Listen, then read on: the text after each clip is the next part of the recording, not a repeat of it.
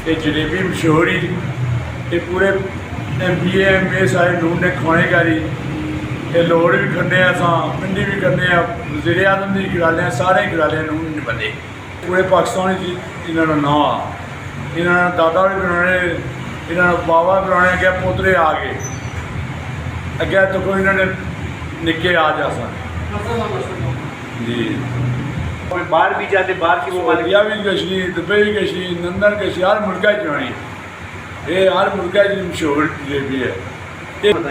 जी मैं इधर तो कोठे के रहने वाले 20 साल मेरा हो गए। मैं इस भाई से चलू भी रहता हूँ जितना हुकूमत आए होती है लेकिन इस बेचारे का यही रेट चल रहा है। बस बाकी का शुक्र है हम हमारे साथ भी तावन भी कर रहे हैं। अल्लाह ने उसकी इज़्ज़त दे, अल्लाह को की इज़्ज़त दे।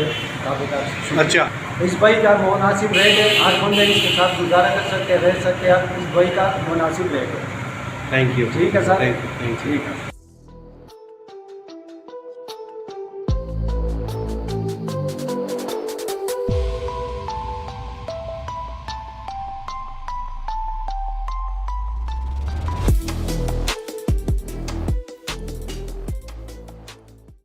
अभी महमूद अहमद।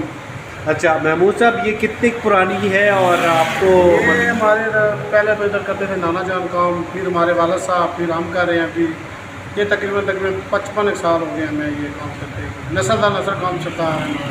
अच्छा वालेकुम सलाम।